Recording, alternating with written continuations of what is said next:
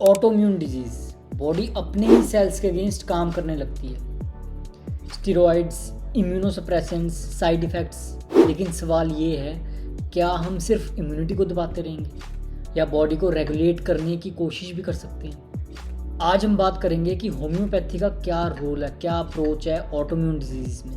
अब autoimmune disease में immune system over active हो जाता है, जैसे conditions SLE, systemic lupus erythematosus, myasthenia gravis, scleroderma.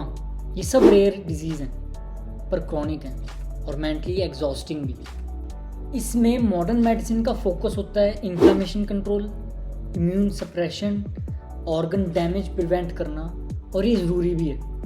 लेकिन लॉन्ग टर्म में साइड इफ़ेक्ट्स और डिपेंडेंसी का इशू हो सकता है। अब होम्योपैथी डिजीज़ के नाम पे नहीं, इंडिविजुअल पे काम करती है। हर ल्यूपस पेशेंट सेम नहीं होता, हर स्क्लेरोडर्मा केस का मेंटल इमोशन पैटर्न सबका अलग होता है। तो अप्रोच क्या है? अप्रोच होते हैं इंडिविजुअल कॉन्स्टिट्यूशन, थर्मल स्टेट, क्या कॉज है इमोशंस में, और ऑर्गन इन्वॉल्वमेंट, कितना ऑर्गन इन्वॉल्व हो चुका है उसमें। अब हमारा गोल क्या होता है कि इम्यून सिस्टम को सप्रेस नहीं, मॉड्यूलेट करना है। अब मैंने बहुत बार नोट किया है कि जो रेयर ऑटोइम्यून पेशेंट्स होते हैं उनमें एक कॉमन पैटर्न होता है, लॉन्ग स्टैंडिंग इमोशनल सप्रेशन। कुछ है, कुछ ना कुछ पुराना, या शॉक या कोई ग्रीफ की हिस्ट्री है, क्रॉनिक स्ट्रेस बैकग्राउंड की, मतलब पुराना कोई स्ट्रेस चलता आ रहा है। तो होम्योपैथी में हम इस पर काम करते हैं। सिवियर ऑर्गन डैमेज केसेस में इंटीग्रेटिव अप्रोच बेस्ट होती है। सडन स्टेरॉइड्स बंद करना डेंजरस हो सकता है। सो होम्योपैथी सपोर्टिव, स्टेबलाइजिंग और लॉन्ग टर्म रेगुलेशन में हेल्प करती है।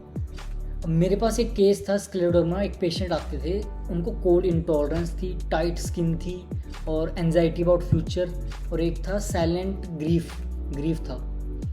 तो इंडिविजुअल रेमेडी के बाद उनका स्टिफनेस बहुत रिड्यूस हो गया, एनर्जी इंप्रूव हुई और फ्लेयर फ्रीक्वेंसी बहुत रिड्यूस होगी। सो रेयर डिजीज़ में प्रोग्रेस बहुत स्लो होता है, पेशेंस बहुत ज़रूरी है इसमें। सो रेयर डिजीज़ होपलेस नहीं होती। हमारी बॉडी बहुत इंटेलिजेंट है। अगर इम्यून सिस्टम गलत डायरेक्शन में भी जा रहा हो तो सही डायरेक्शन में गाइड करना बहुत ज़रूरी है। Right guidance, right monitoring, right patience.